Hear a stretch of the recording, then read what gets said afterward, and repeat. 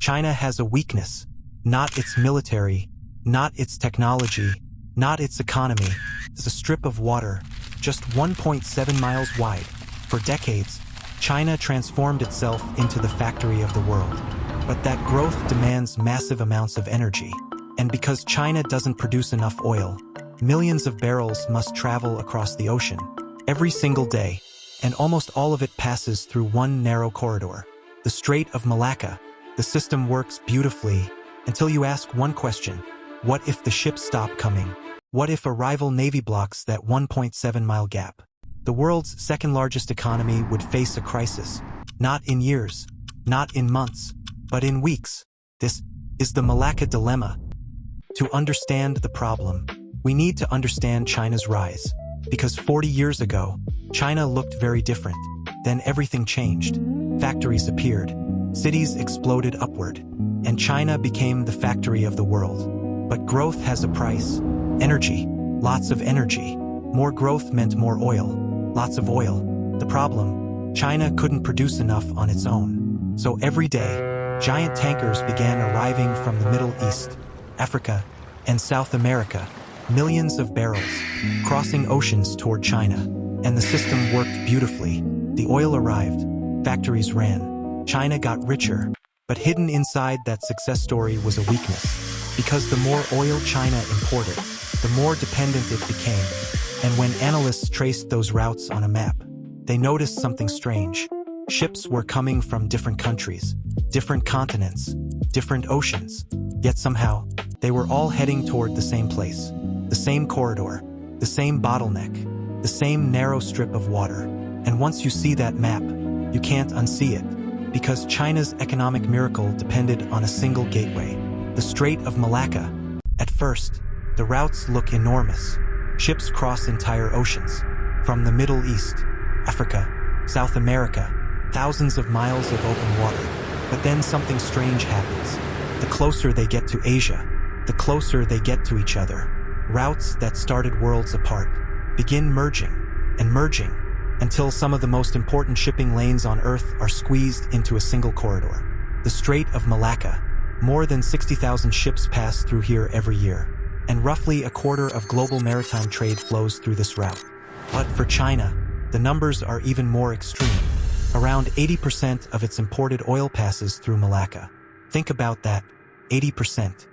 The energy powering one of the largest economies in history, flowing through one narrow waterway. And then comes the part that keeps strategists awake at night.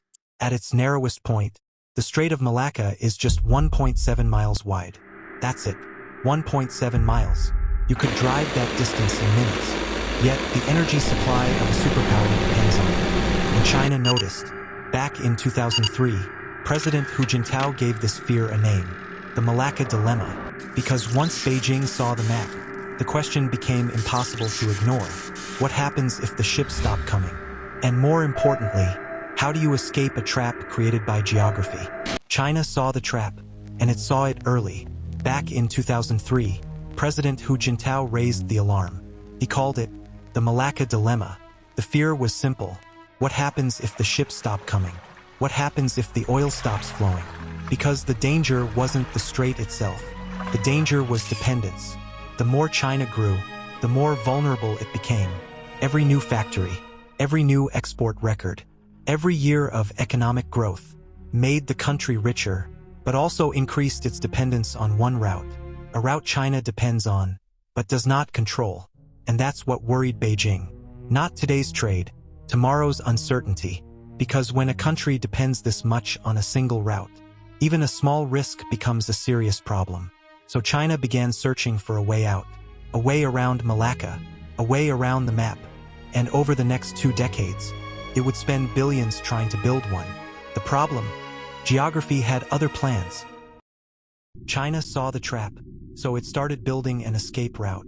First, Myanmar, a pipeline designed to bypass Malacca. It helped, but it couldn't carry enough oil. Then Pakistan, new ports, new trade corridors, another way around the bottleneck. Again, it helped, but it wasn't enough. Then came the Belt and Road Initiative.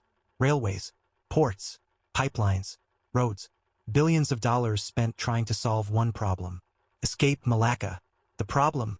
Geography wasn't impressed, because no matter how many projects China built, the ocean could still move far more oil. This is a very large crude carrier, a VLCC. One ship can carry roughly 2 million barrels of oil. 2 million.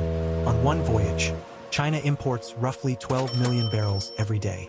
That's the equivalent of 6 giant tankers arriving daily. Every day, without interruption. Now compare that to a pipeline. The difference is enormous. Pipelines help, ports help, railways help, but none of them can replace the ocean. And that's the heart of the problem. China didn't fail. Its projects work. Its infrastructure matters. But after decades of planning, Malacca is still essential. The trap is smaller than before, but it still exists. So if China couldn't eliminate the risk, it needed another strategy. It needed time.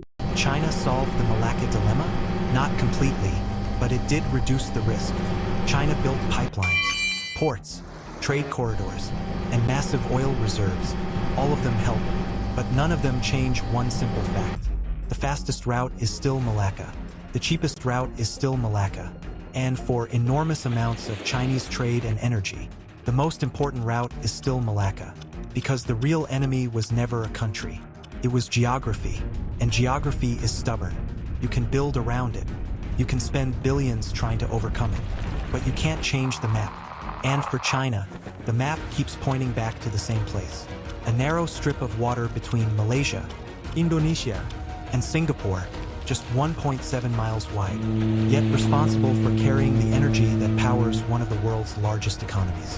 Which is why the Malacca dilemma still matters today.